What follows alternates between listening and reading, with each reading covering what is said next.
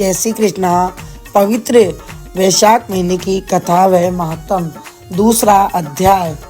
नारद जी बोले, हे राजन, वैशाख के समान कोई महीना नहीं है, सतयुग के समान दूसरा युग नहीं है, वेद के समान शास्त्र नहीं, गंगा जी जैसा कोई तीर्थ नहीं, जलदान के समान दूसरा दान नहीं, और भार्या के समान दूसरा सुख नहीं, खेती जैसा कोई धन नहीं है, और जीवन के समान कोई लाभ नहीं है, उपवास जैसा दूसरा तप नहीं, दान जैसा सुख और दया के समान दूसरा धर्म, तथा नेत्रों के समान कोई ज्योति नहीं है, भोजन के समान कोई तृप्ति, खेती के समान कोई व्यापार, और धर्म के समान कोई हितकारी मित्र नहीं, और सत्य के समान कोई यश नहीं है, आरोग्य समान कोई हर्ष, केशव के समान कोई रक्षक, और माधव के तुल्य संसार में कोई पवित्र नहीं है।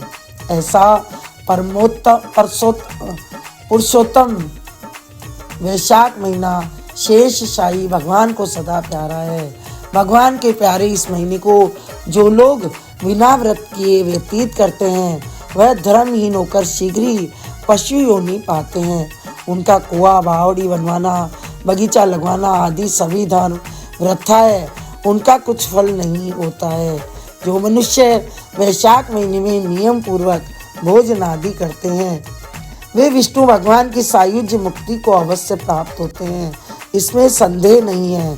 संसार में अनेक प्रकार के दान और व्रत है, परंतु उनके करने से शरीर को अत्यंत परिश्रम होता है, उनसे संसार में बार बार जन्म लेना पड़ता है। परंतु वैशाख महीने में केवल स्नान कर लेने से ही प्राणी आवागमन से छूट जाता है।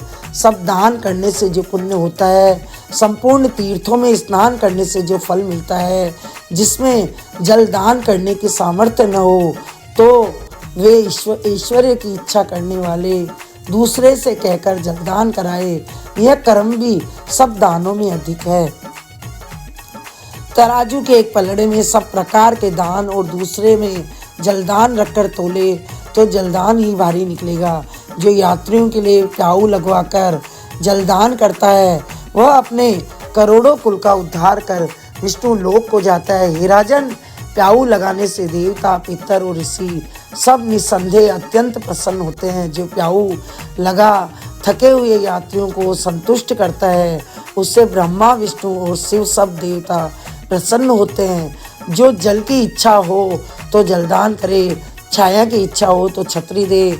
जितने दान बताए हैं उनमें जल दान, छत्र दान और पंखा दान सब में उत्तम है। इन्हीं का दान वैशाख में अवश्य करना चाहिए। जो वैशाख के महीने में कुटुंबी ब्राह्मण को जल से भरा घड़ा नहीं देता, वह चातक की योनि को पाता है। जो प्यासे महात्मा को शीतल जल पिलाता है, उसे 100 राष्ट्रीय यज्ञ करने का फल मिलता है। जो धूप, परिश्रम और पसीने से व्याकुल ब्राह्मण को पंखे से हवा करता है, वह सब पापों से रहित हो गरुड़ के समान हो जाता है। जो थके ब्राह्मण को वस्त्र से हवा करता है, वह सब पापों से छूट विष्णु भगवान की सायुज्य मुक्ति पाता है। जो शुद्ध मन से ताड़ का पंखा दान करते हैं, वे सब पापों से छूटकर विष्णु लोक को जाते हैं। हे राजेंद्र, आध्यात्मिक दुख की शांति के निमित्त वैशाख महीने में छतरी दान करना उचित है। वैशाख में जो खड़ाऊ दान करते हैं, वे यमदूतों का तिरस्कार कर विष्णु लोक को जाते हैं। जो वैशाख महीने में जूता दान करते हैं, उन्हें नरक की यातना नहीं भोगनी पड़ती, न उससे संसार के दुख सताते हैं। ब्राह्मण के याचना करने पर खड़ाऊ दान करने वाला पृथ्वी पर करोड़ जन्म तक राजा होता है। जो मार्ग में श्रम को दूर करने के लिए स्थान बनवाता है, उसका फल वर्णन करने में ब्रह्मा जी भी असमर्थ है।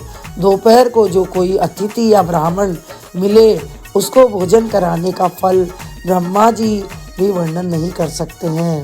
हे राजन, अन्नदान मनुष्य को तत्काल तृप्ति करने वाला है। संसार में अन्नदान के समान कोई दान नहीं है। जो मनुष्य मार्ग में थके हुए ब्राह्मण को आसरा देता है, उसके पुण्य करने की ब्रह्मा में भी सामर्थ्य नहीं है।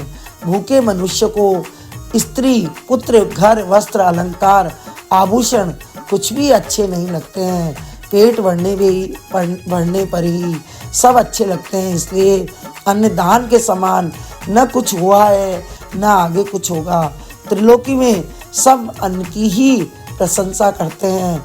माता पिता तो केवल जन्म देते हैं, परंतु पीड़ित लोग संसार में अन्न के दानी को ही पिता कहते हैं। हे राजन, अन्नदाता में सब धर्म निवास करते हैं। बोले विष्णु भगवान की जय, वैशाख मातम की जय।